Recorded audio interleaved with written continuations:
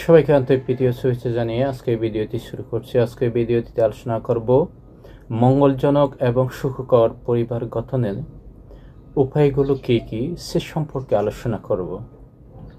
তো যাই হোক, তার আগে যারা আমার চ্যানেল এখন নতুন তারা আমার চ্যানেলটি সাবস্ক্রাইব করুন এবং বেল বাটন ক্লিক করুন যাতে এই ধরনের নিত্য নতুন ভিডিও আপডেট পেতে পারেন।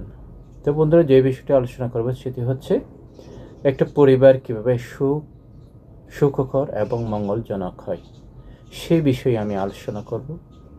তো সাধারণত আমরা সবাই মঙ্গল চাই, এতে শুধু মুখে চাইলেই হবে না, চাই কর্ম প্রচেষ্টা, তখনই মঙ্গল ও সুখী হওয়া যায়।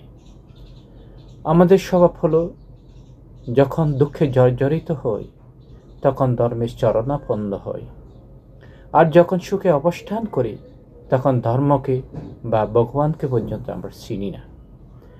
আমাদের উচিত সুখে দুঃখে সদা সর্বদা ধর্মের চরণাপন্ন হয়ে ও কুশল কর্মে নিয়োজিত হওয়া উচিত।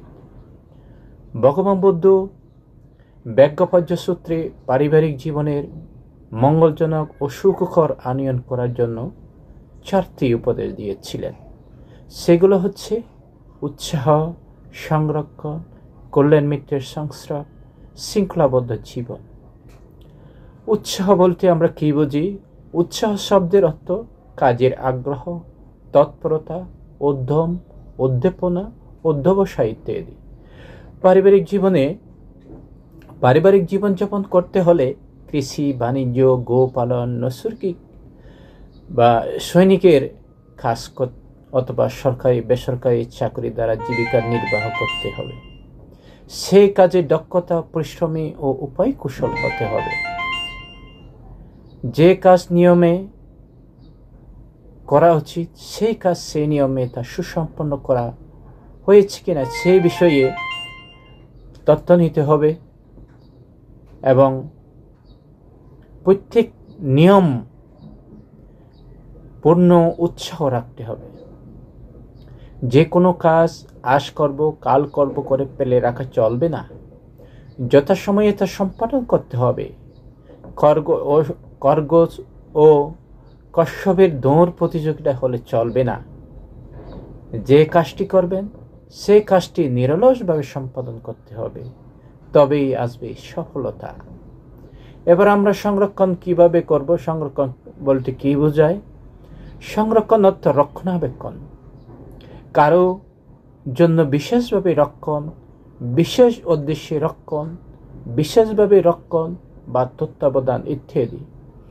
বহু কষ্টের শ্রমে ও উদ্যোগে সঞ্চিত বহু সম্পত্তি যেন অন্যায়ভাবে কেউ আয়ত্ত করতে না পারে, সরে যেন হরণ করতে না পারে, অগ্নিতে যেন দগ্ধ না হয়, বন্যার প্লাবনে যেন বিনষ্ট না হয় এবং জ্ঞাতিরা যেন ঈশাপরায়ণ হয়ে নষ্ট করতে না পারে, সে বিষয়ে সতর্কতাভাবে রেখে সুষ্ঠুভাবে নিজের ভোগ সম্পত্তি রক্ষা করাকে সংরক্ষণ বলা হয়। কল্যাণ মিত্রের সংস্রব বলতে কি বোঝায়? যারা শ্রদ্ধাবান, পুণ্যবান, দাতা, সুশীল, সমদর্শী, প্রজ্ঞাবান, পরের মঙ্গলকামী, হিতোপদেশ দানকে পরকে কল্যাণ কাজে নিয়োজিত করা এবং বিপথে পরিচালিত ব্যক্তিকে সুপথে পরিচালিত করা, তারাই কল্যাণ মিত্র নামে পরিচিত। সর্বদা এরূপ কল্যাণ মিত্রের সঙ্গে মেলামেশা, সাক্ষাৎ এবং আলাপ আলোচনা করে তাদের সৎ গুণাবলী নিজ নিজ জীবনে প্রতিষ্ঠিত করে তোলাই উচিত।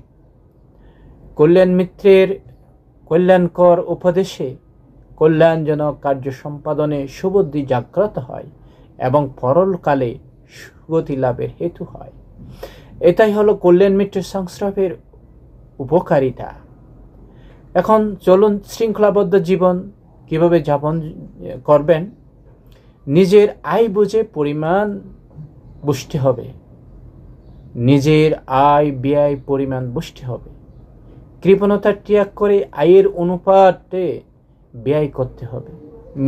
মিতব্যয়ী হতে হবে, অর্থেও সদ্ব্যবহার করতে হবে, যাতে আয় অপেক্ষা ব্যয় অধিক না হয়। তৎপ্রতি সতর্ক থাকতে হবে। যারা আয় ব্যয়ের পরিমাণ বুঝে চলে না, জগতে তারা সব কিছুতে ব্যর্থ মনোরথ হয়। প্রভূত বহু সম্পদ থাকা সত্ত্বেও যারা কৃপণতা আশ্রয় গ্রহণ করে, তারাও ইহলোকে পারলৌকিক মঙ্গলদায়ক কোনো কর্ম সম্পাদন করতে পারে না।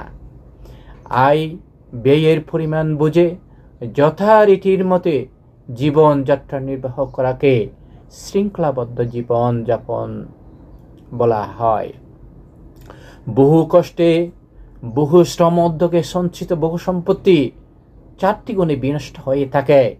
সেই 4টি কারণ হলো: বেশ্যাশক্তি, 2 মদ্যপানাসক্তি, 3 দ্বৈতক্রীড়াসক্তি, 4 দুচ্ছিল ও কুলোকের সহিত মিত্রতা।